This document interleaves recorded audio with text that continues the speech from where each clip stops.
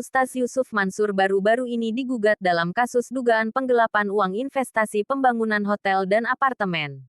Tuduhan tersebut tak hanya keluar dari satu atau dua orang saja, tetapi cukup banyak. Di lain sisi, Ustaz Yusuf Mansur mengklaim bahwa dirinya dan tim sudah mengembalikan uang milik para investor meskipun masih ada yang kurang.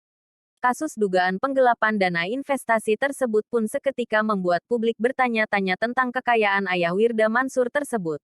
Sebagai seorang pendakwah kondang di tanah air, Yusuf Mansur selama ini memang dikenal tajir melintir.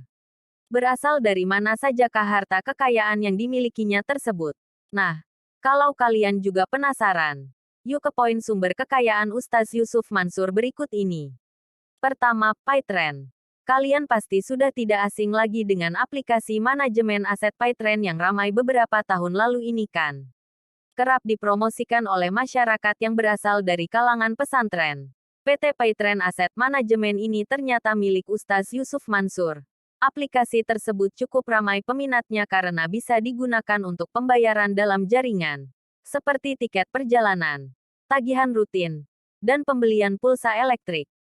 Namun, PayTrend sempat dibekukan oleh Bank Indonesia, BI, pada tahun 2017 lalu.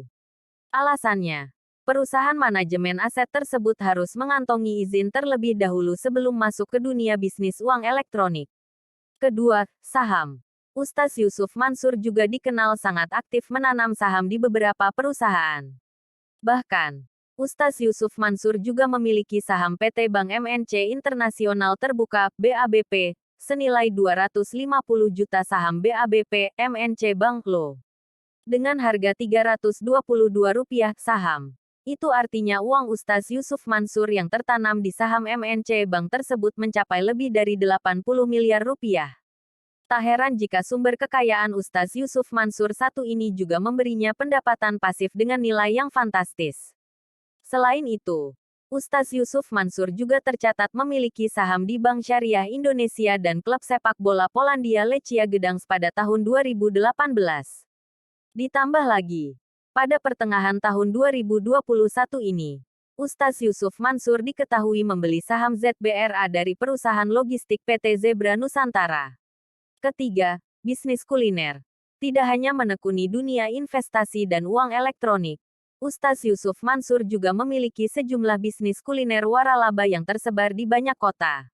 Beberapa bisnis kuliner yang dimiliki oleh Ustaz Yusuf Mansur adalah warung Steak and Shake, Bebek Haji Slamet, dan Steak Obong yang pastinya sudah pernah kalian datangi.